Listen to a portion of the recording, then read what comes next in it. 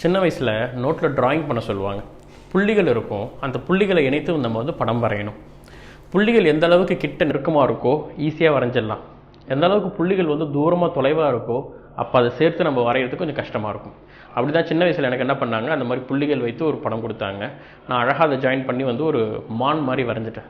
அப்புறம் தான் மற்றவங்க நோட்லாம் பார்க்கும்போது தெரியுது அது முயல் அப்படின்றது. அப்போ நான் என் கற்பனைக்கு உள்ளே போயிட்டு அதிக புள்ளிகள் இருந்ததால் வந்து நானாக இஷ்டத்துக்கு வரைஞ்சிட்டேன். அப்போ என்ன தெரிய வருதுன்னா, புள்ளிகள் எந்த அளவுக்கு வந்து இடைவெளியோட அதுக்கான ஒரு ஸ்பேஸ் இருக்கோ நம்ம கற்பனை திறன் அதிகமாக உள்ளே போயிட்டு நாம் ஓனாக வரைய முடியும். ஒரு திரைப்படமும் கிடையாது, எந்த ஒரு கலையாக இருந்தாலும் அதுக்குள்ளே வந்து ஒரு ஸ்பேஸ் இருக்கணும். ஆடியன்ஸ் உள்ளே நுழைஞ்சி அவங்களோட கற்பனையை உள்ளே சேர்க்குற மாதிரி இருக்கணும். எல்லாத்தையும் டைரெக்டாக நீங்கள் சொல்லிட்டீங்க அப்படின்னா அந்த படத்தில் ஒன்றுமே கிடையாது. அங்கங்கே ஸ்பேஸ் கொடுத்து ஆடியன்ஸ் யோசித்து அவங்க அப்படி புரிஞ்சுக்கிட்டோம் இப்படி புரிஞ்சுக்கிட்டோம்னு நம்ம கொடுத்துட்டோம்னா அது ஆடியன்ஸ் அவங்களுக்கான ஒரு விஷயம் எடுத்துப்பாங்க. இப்படி தான் வந்து ஒரு கோட் கூட சொல்லுவாங்க. ஒரு திரைப்படத்தில் வந்து ஒரு 1000 பேர் உட்காந்து ஒரு திரைப்படம் பார்க்குறாங்கன்னா அங்கே ஓடுவது ஒரு திரைப்படம் இல்லை 1000 திரைப்படம் அப்படின்னு சொல்லுவாங்க. அப்போ ஒவ்வொருத்தரும் அதை ஒரு படமாக பார்க்குறாங்க, ஒவ்வொரு மாதிரி புரிஞ்சுக்கிறாங்க அப்படின்னு சொல்லலாம். அப்படிப்பட்ட ஒரு தன்மை இருக்கிற ஒரு திரைப்படத்தை தான் நம்ம கிளாசிக் அப்படின்னு சொல்லுவோம். வணக்கம், நான் உங்கள் மிஸ்டர் ஜிகே.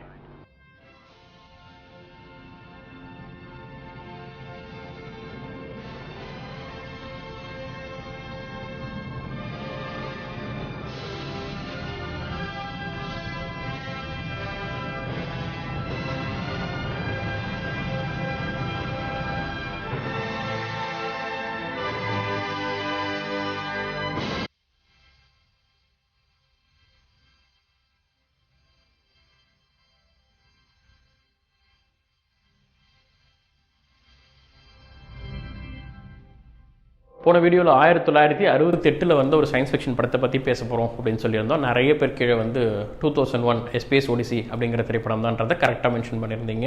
அஃப்கோர்ஸ் அது கண்டிப்பாக சயின்ஸ் ஃபிக்ஷன் பார்க்குறவங்களுக்கு கண்டிப்பாக அந்த படம் தெரிஞ்சிருக்கும். அது மட்டும் இல்லாமல் நேற்று இன்று நாளை எந்திரன் 2.0 நீங்கள் மறந்துட்டீங்க சயின்ஸ் ஃபிக்ஷனில் அப்படின்னு சொல்லியிருந்தீங்க. அதை நான் எழுதி வச்சுலாம் படிக்கல, ஒரு ஃப்ளோவாக சொல்லும்போது அதெல்லாம் மறந்துருச்சு. நன்றி. 2001 A Space Odyssey இந்த படத்தை பற்றி தெரிஞ்சவங்க இருப்பீங்க, தெரியாதவங்களுக்காக ஒரு சின்ன முன்னுரை. 1968 இந்த படம் வந்தது. அதாவது இந்த 2018 வந்து 50 வருடங்களை கடந்தது, 51வது வருடம். அப்போ 50 வருட கொண்டாட்டமாக அந்த படத்தோடைய ஒரு ஸ்பெஷல் வீடியோலாம் ரிலீஸ் பண்ணாங்க. அப்போ என்னென்னா 50 வருடங்களுக்கு முன்பு அவர் எடுத்த படம் என்னென்னா 2001 வந்து எப்படி பூமி இருக்க போகுது, இங்கே இருக்க மனிதர்கள் என்ன மாதிரியான ப்ராஜெக்ட்ஸ் பண்ணுவாங்க, என்ன மாதிரி மாற்றங்கள் இருக்கும் அப்படிங்கிறத சிந்திச்சு எடுத்த ஒரு படம் தான் இது. அவர் என்ன பண்ணுறாருன்னா, ஆர்தர் சி கிளர்க் அப்படிங்கிற ஒரு எழுத்தாளர், அவருடைய த சென்டினென்ட் அப்படிங்கிற ஒரு சிறுகதையை படிக்கிறாரு இயக்குனர் ஸ்டான்லி குப்ரிக். ஸ்டான்லி குப்ரிக் அப்படிங்கிறவர் வந்து ஒரு தனித்துவமான ஒரு இயக்குனர். அவருடைய பார்வை இருக்கிற திரைப்படத்தை அவர் எப்படி பார்க்குறாரு, எப்படி ப்ரெசென்ட் பண்ணுறாருங்கிற விதமே வந்து பிரமிப்பாக இருக்கும். ஸோ அப்படிப்பட்டவர் வந்து இந்த மாதிரி இந்த சென்டினென்ட் அப்படிங்கிற ஒரு சிறுகதையை படித்து ரொம்ப இன்ஸ்பயர் ஆகி கிளர்க் அப்படிங்கிற அந்த ஆசிரியரை கூப்பிட்டு இந்த மாதிரி எனக்கு ஒரு நாவல் பண்ணி தர முடியுமா, இதை எலபரேட் பண்ணலாமா, இன்னும் உங்களுடைய 2-3 சிறுகதையெல்லாம் இருக்குது, இதெல்லாம் இணைச்சு நம்ம ஏன் ஒரு நாவல் பண்ணக்கூடாது அப்படின்னு சொல்லிட்டு அவரும் கிளர்க்கும், அதாவது ஸ்டான்லி குப்ரிக்கும் கிளர்க்கும் சேர்ந்து ஒரு வருடம், அதாவது 64-65 ஒரு இடத்துல வந்து ஒரு நாவலை உண்டாக்குறாங்க. பிறகு இதை திரைப்படமாக கன்வெர்ட் பண்ணணும் அப்படின்னு இந்த சென்டினென்ட்னு பேர் வைக்கிறாங்க. நிறைய பேர் வச்சு பார்த்துட்டு கடைசியாக 2001 Space Odyssey அப்படிங்கிற பேரை சூஸ் பண்ணுறாங்க. அந்த நாவல் பார்த்திங்கன்னா கிளர்க் வந்து ரொம்ப வேக்கிறாரு குப்ரிக் கூட ஒர்க் பண்ணதில். ஸ்டான்லி குப்ரிக் வந்து ரொம்ப அறிவான ஒரு இயக்குனர். இன்னும் சொல்லப்போனால் என் நாவலில் வந்து நிறைய மாற்றங்களை அவர் படத்துக்காக பண்ண ஸ்க்ரீன் பிளேலேருந்து எடுத்து நான் மாற்றிக்கிட்டேன் அப்படின்னு சொல்கிறார். அப்போ ஒரு பயங்கரமான திரைக்கதையாக உருவாகுது. 65 ஷூட்டிங் ஸ்டார்ட் பண்ணி 68 அந்த படம் ரிலீஸ் ஆகுது. ஒரு 3 வருட உழைப்புக்கு பிறகு இந்த படம் வந்து வெளியாகுது. ஒரு ஸ்பெஷல் ப்ரிவியூக்காக ஒரு 200 பேர் வந்து ரைட்டர்ஸ், ரிவ்யூவர்ஸ் இந்த மாதிரி எல்லாரையும் கூப்பிட்டு வச்சு ஒரு தேட்டரில் இந்த படத்தை ப்ரொஜெக்ட் பண்ணி காட்டுறாங்க. அந்த 200 பேர் வந்து படம் முடிஞ்சோடனே தெரிச்சு ஓடுறாங்க. இது என்ன பைத்தியக்காரத்தனமாக இருக்குது, என்னென்னமோ காட்டுறாங்க, ஒன்றுமே நமக்கு புரிய மாட்டேங்குது, இதெல்லாம் மக்களை சென்றடையாது, இது ஒரு மோசமான படம் அப்படின்ற விமர்சனத்தை பெறுது. பிறகு என்ன ஆகுதுன்னா, அந்த வருடம் நடைபெற நிறையா வந்து விருதுகளில் வந்து அகாடமிக் அவார்ட்ஸ்லேருந்து ஆஸ்கர் அவார்ட்ஸ்லேருந்து நிறையாத்துக்கு நாமினேட் பண்ணப்படுது. ஆஸ்கரில் வந்து ஸ்பெஷல் எஃபெக்ட்ஸ்க்காக வந்து விருது வாங்கப்படுது. அதுக்கு பிறகு மெல்ல மெல்ல இந்த ஹாலிவுட்டில் இந்த படம் வந்து இன்ஸ்பயர் ஆக ஆரம்பிக்குது. என்ன தான் இந்த படத்தில் சொல்லியிருக்கிறாங்க, நிறைய புது விஷயங்கள் செஞ்சுருக்கிறாங்க, ஃபியூச்சரிஸ்டிக்காக இருக்காங்க. ஸோ இந்த படத்தில் நம்ம ஸ்பெஷல் என்ன ஹைலைட்ஸ், இந்த படத்தை எதுக்காக பார்க்கணும் அப்படின்னு பார்த்தீங்கன்னா, ஃபியூச்சரிஸ்டிக்காக, அதாவது அந்த டைமில் வந்து யூஎஃப்ஓ அப்படின்னா வந்து வட்ட வடிவத்தில் அந்த இப்போ கூட சொல்கிறாங்களே யூஎஃப்ஓன்னு வானத்தில் அந்த மாதிரியான ஒரு கான்செப்ட்ஸும் ராட்சச மனிதர்கள் ஒரு மாதிரியான போயிட்டு இருக்க டைமில் ரியலிஸ்டிக்காக ஃபியூச்சரில் சயின்ஸ் எப்படி இருக்க போகுது அப்படிங்கிறதுக்கான ஒரு ஒர்க் அவுட் இந்த படத்தில் இருந்தது வந்து ஒரு முன்னோடின்னு சொல்லலாம். இதுக்கு முன்னாடி யாரும் அது பண்ணலை. அவர் ஆரம்பிக்கிறாரு, அதுக்காக பயங்கர எஃபர்ட் போடுறாரு, சொந்த ப்ரொடக்ஷன் சொந்த டைரக்ஷனில் வந்து அவர் ஒரு ஒரு படைப்பை கொடுக்குறாரு. பாயிண்ட்ஸாக சொல்லலாம் நம்ம என்னென்ன விஷயத்துக்காக வந்து இந்த படம் வந்து ஒரு கிளாசிக்னு சொல்லலாம் அப்படின்னா, முதல் விஷயம் ஃபியூச்சர் ரியலிஸ்டிக். ஃப்யூச்சரில் ரியலிஸ்டிக் எப்படி இருக்க போகுதுங்கிறத ஓரளவு கணிக்கிறது ரொம்ப கஷ்டமான விஷயம் இல்லையா? இப்போ நாம் வந்து ஒரு 30 வருடம் கழிச்சு எப்படி இருக்கும் நம்மளால் எப்படி கணிக்க முடியும்? ஒரு 15-20 வருடங்களுக்கு முன்பு மொபைலுங்கிற கான்செப்ட் இன்றைக்கி வீட்டுக்கு வீடு வந்து ஒரு 4 மொபைல் ஒரு வீட்டில் இருக்குன்றதை நம்ம எதிர்பார்த்தோமா? இன்டர்நெட்ன்றது இவ்வளோ ஆக்சசிபிளாக இவ்வளோ உடனுக்குடனே அப்படி பார்ப்போங்கிறது எதிர்பார்த்தோமா? அப்போ நம்மளாலே அடுத்த 20 வருஷம் கழிச்சு என்ன நடக்குதுங்கிறது கணிக்க முடியாது. அப்படிங்கிற பொழுது ஒரு 2001 30 வருடம் கழிச்சு அவர் எடுக்கிற டைமில் 30-32 வருடம் கழிச்சு எப்படி இருக்க போகுதுங்கிறத வந்து கணித்து ஒரு படம் எடுக்கிறார். அந்த டைமில் ஸ்பேஸ்க்கே யாருமே போகலை. அப்படின்னும் பொழுது ஸ்பேஸ் சூட் அவர் வந்து டிசைன் பண்ணணும், அந்த ஸ்பேஸ் கிராஃப்டை டிசைன் பண்ணணும், உள்ளே வந்து கிரிப் ஷூஸ்லாம் எப்படி போடுவாங்க, அங்கே உள்ளே எப்படி இருக்கும் அந்த பயணம், நிலவில் காட்சிகள் இருக்கும், நிலவில் இருந்து பூமி எப்படி தெரியும் விஷுவல் அப்படிங்கிற மாதிரி ஒரு ஷார்ட்ஸே பார்த்தீங்கன்னா பூமி சூரியன் நிலவு அது ஒரு நேர்கோட்டில் அலைன் பண்ணுற அந்த விதமே அந்த மாதிரியான ஷார்ட்ஸ்லாம் நம்ம எந்த படத்துலையும் இன்னி வரைக்கும் பார்க்கல. ஸோ அந்த மாதிரியான ஒரு பிரம்மாண்டமான விஷுவல்ஸ். எவல்யூஷன் பற்றி சில ஆரம்ப காட்சிகள்லாம் வரும். இதெல்லாம் வந்து இந்த மேக்கிங்காகவே இதெல்லாம் எப்படி பண்ணியிருப்பாங்க, இந்த மாதிரியான ஒரு விஷயங்கள் அந்த ஒரு சயின்ஸ் ஃபிக்ஷனில் ஒரு எவல்யூஷனுங்கிற தெரிய உள்ள வருது. அதுக்கு பிறகு பார்த்தீங்கன்னா இந்த மாதிரியான ஸ்பேஸ் ட்ராவல், இந்த மாதிரியான ரியலிஸ்டிக்கான விஷயங்கள் வந்து இந்த படத்தில் வருது. இதெல்லாம் நம்ம ஹைலைட்ஸ் அப்படின்னு சொல்லலாம். மூன் லேண்டிங் அந்த டைமில் 68 படம் வருது, 69 ஆக்சுவல் மூன் லேண்டிங்கே நடக்குது, மனிதர்கள் நிலவுக்கு போகிறாங்க. அப்போ அப்படி ஒரு நிகழ்வே நடக்காத போது அங்கே நிலவில் மனிதர்கள் இறங்கினா எப்படி இருப்பாங்க, என்ன மாதிரி சூட் போடுவாங்க, அங்கே நிலவில் வந்து தரைதளம் எப்படி இருக்கும், அங்கேருந்து பூமியோட வியூ எப்படி இருக்கும் அப்படிங்கிறதெல்லாம் முழுக்க சயின்டிஸ்ட்டை வச்சு அதுக்கான ஒரு ஒர்க் அவுட் பண்ணி அந்த படத்தை எடுத்திருப்பார். அப்புறம் பார்த்தீங்கன்னா ஆர்டிஃபிஷியல் இன்டெலிஜென்ஸ் ஹால் அப்படின்னு சொல்லிட்டு HAL 9000 சொல்லிட்டு ஒரு ரோபோட் இருக்கும். ரோபோட்டுங்கிறத விட அது வந்து ஒரு கம்ப்யூட்டர்னு சொல்லலாம். அதுதான் வந்து அந்த ஸ்பேஸ் கிராஃப்டை இயக்கும். அப்போ ஆர்டிஃபிஷியலாக ஒரு கருவி வந்து ஒரு ஸ்பேஸ் கிராஃப்டை இயக்கும் அப்படிங்கிறதுலாம் 68களில் வந்து நம்ம நினைத்து பார்க்க முடியாத ஒரு விஷயம். ஸோ அந்த மாதிரியான பல விஷயங்கள் வந்து இந்த படத்தில் வந்து இருக்கும். ஸோ இதுதான் இந்த படம் பார்க்க வேண்டியதுக்கான ஒரு சயின்ஸ் ஃபிக்ஷன் ரசிகர்களுக்கு வந்து ஏன் இந்த படத்தை முதல்ல பார்க்கணும் அப்படின்னா, அவ்வளோ பெரிய பிரம்மாண்டமான திரையில் வந்து அவர் காமிச்ச அந்த ஸ்பேஸ் விஷுவல்ஸாக இருக்கட்டும், இந்த எஸ்பெஷலி ஸ்டார் கேட்வேன்னு சொல்லுவாங்க, அதில் வந்து பயணம் பண்ணுற காட்சிகளாக இருக்கட்டும். 68ல் இன்றைக்கி இருக்கிற பெரும் டைரக்டர்கள் வந்து அந்த டைமில் சொல்லுவாங்க, 68களில் நாங்கள் இந்த படத்தெல்லாம் திரையில் பார்க்கும்பொழுது வந்து அப்படி ஒரு பிரம்மாண்டமாக இருந்தது, சயின்ஸ் ஃபிக்ஷன்னா எப்படியா அப்படின்ட்டு. கிட்டத்தட்ட 68களில் பிளாக் அண்ட் ஒயிட் மூவிஸ்லாம் உலகத்தில் நிறைய இடத்துல வெளிவந்துட்டு இருந்த டைமில் வந்து பார்த்திங்கன்னா இந்த மாதிரியான ஒரு கலர் மூவி இப்படி வந்து ஒரு பிரம்மாண்டமான ஒரு ஸ்பேஸ் விஷுவலோடு வந்ததுன்னா அது வந்து அந்த டைமில் நிறைய பேருக்கு ஆச்சரியத்தை ஏற்படுத்துது. இன்றைக்கி இருக்கிற பல இயக்குநர்களுக்கு வந்து அந்த திரைப்படம் வந்து ஒரு பெரிய இன்ஸ்பிரேஷனலாக இருந்திருக்குது. இந்த படத்துடைய முழு கதையெல்லாம் நான் சொல்ல போகிறது கிடையாது, அது வந்து இந்த எக்ஸ்ப்ளனேஷன் வீடியோ மாதிரி கிடையாது. ஏன்னா நான் திரும்ப சொல்கிறேன், ஒரு திரைப்படத்தை நீங்கள் பார்த்து புரிஞ்சுக்கிறது வேறு மாதிரியாக இருக்கும், நான் பார்த்து புரிஞ்சுக்கிறது வேறு மாதிரியாக இருக்கும். நான் என்ன புரிஞ்சுக்கிட்டேன் அப்படின்னு சொல்கிறது கிடையாது, நீங்கள் ஓனாக அதை புரிஞ்சுக்கணும். அப்படி பார்க்கும்பொழுது இந்த படத்தோட கதையை வந்து நம்ம ஒரு வரியில் சொல்லிட்டு போயிடலாம், அவ்வளோதான் கதை. ரொம்ப ரொம்ப ரொம்ப சின்ன மெல்லிய கதை தான். அவங்க நாவலாக எழுதினா கூட ஒவ்வொரு விஷயத்தையும் எலபரேட் பண்ணி ஒரு நாவலாக எழுதியிருந்தாலும் கூட அது வந்து ஒரு சின்ன பகுதியை தான் ஒரு கதையை எடுத்திருப்பாங்க. அப்படி இந்த கதையில் பார்த்திங்கன்னா ஒரு 3 இடம்னு வேணால் சொல்லலாம். ஆரம்பங்களில் வந்து மனிதன் எவால்வ் ஆகிறதுக்கு முன்னாடி ஏப்புன்னு சொல்கிறாங்க இல்லையா, நான் தமிழில் குரங்குன்னு சொல்கிறேன். ஸோ அந்த குரங்கு நிலையில் இருக்கிறது, அதுக்கு பிறகு மனிதராகிற இந்த நிலைமை, அப்புறம் வந்து பார்த்திங்கன்னா அந்த வியாழன் கிரகத்துக்கு ஒரு பயணம்னு சொல்லிட்டு ஒரு சின்ன ஒரு பாத் தான். ஸோ இதுதான் கதை.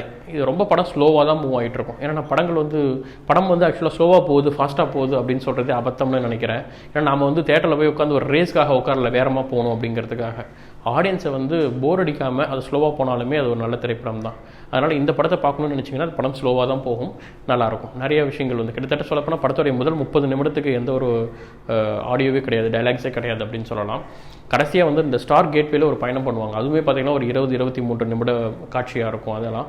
ஸோ இப்படி வந்து படம் வந்து நிறைய ஸ்லோவாக இருக்கும், பட் நிறையா வந்து பிரமிப்பாக இருக்கும்னு சொல்லலாம். இப்போ வந்து பார்த்திங்கன்னா இதை புரிஞ்சுக்கிறது எப்படி, இப்போ எக்ஸ்பிளைன் பண்ணுங்கள், இந்த கதை வேணும் உங்களுக்கு, இந்த படத்தில் புரியல பார்த்துட்டு அப்படின்னு நிறைய பேர் கேட்டிங்கன்னா திரும்ப பாருங்கள், அவ்வளோதான். ஒரு படம் திரும்ப பார்க்குறது மூலமாக விமர்சனம் 4 இடத்துல சொல்லுவாங்க ஒரு மாதிரி, அதெல்லாம் போய் பார்க்காதீங்க. நீங்கள் ஓனாக பார்க்கறது மூலமாக திரும்ப கண்டிப்பாக வந்து அந்த படத்தை புரிஞ்சிக்க முடியும். சப்டைட்டில்ஸோட பாருங்கள் அந்த படத்தை. இப்போ உதாரணத்துக்கு மோனோலித் அப்படின்னு ஒரு கான்செப்ட் இருக்குது அந்த படத்தில். மோனோலித் அப்படிங்கிறது என்னென்னா ஒன்றும் இல்லை, அந்த படத்தில் வந்து கருமையாக ஒரு கல் இருக்கும், செவ்வகமான ஒரு கல் இருக்கும், அதுதான் மோனோலித் அப்படின்னு சொல்லுவாங்க. அந்த படத்தில் சொல்லப்படுறது என்ன அப்படிங்கிறது ஒவ்வொருத்தரும் ஒரு மாதிரி சொல்கிறாங்க. உதாரணத்துக்கு வந்து குரங்குகள் வந்து மனிதர்களாக எவால்வ் ஆகிறது, அதாவது அந்த ஏப்பிலேருந்து மனிதர்கள் எவால்வ் ஆகும்பொழுது பார்த்திங்கன்னா கல்கள் அப்படிங்கிறது ரொம்ப முக்கியம். கருவிகள், டூல்ஸ், ஆயுதம்ங்கிறது ரொம்ப முக்கியமான ஒரு விஷயமா இருக்குது. எவால்யூஷனோட ஒரு முக்கியமான காரணம் பார்த்திங்கன்னா இன்றைக்கி அந்த காலத்தில் அவங்க பயன்படுத்தின அந்த அமைப்பால் தான் கை மடங்க ஆரம்பித்து நம்ம கற்கள், கருவிகள் இதெல்லாம் பயன்படுத்த ஆயுதங்கள், நம்ம இன்றைக்கி இருக்கிற வந்து இண்டஸ்ட்ரியல் க்ரோத்துக்கும் இருக்கும் சரி, நம்ம செய்கிற பல விஷயங்கள் கலை மூலமாகவும் எல்லாத்துக்கும் இந்த கை வந்து கல் பிடிச்சதுக்கு தான் ஒரு முக்கியமான காரணம் அப்படின்னு சொல்கிறாங்க. ஆயுதங்கள் உண்டானது நம்ம தற்காத்துக்கிறதுக்காக அப்போ நடந்த பிரச்சனைகள் ஆயுதம் ஏந்திய ஒரு விலங்கு தான் வந்து ஜெயிக்குது இல்லையா. ஸோ இந்த எவல்யூஷன்கள் அதில் காமிச்சிருப்பாங்க. ஒன்றுக்கொன்று சண்டை போட்டுக்கிட்டு ஒரு 2 இனக்குழு இருக்கிறோம் ஏப்பிலே. அப்போ வந்து இந்த ஒரு மோனோலித் திடீர்னு உண்டாகும், அந்த கல் வந்து உண்டாகும் அந்த இடத்துல. அது எப்படி வருது எப்படின்னா தெரியாது. திடீர்னு காலையில் எழுந்து பார்க்கும்போது அந்த மோனோலித் அங்கே இருக்கும். அந்த மோனோலித் பார்த்த உடனே அதை குரங்குகள் தொட்ட உடனே வந்து அதுங்களுக்குள்ள ஒரு மாற்றம் ஏற்படும்.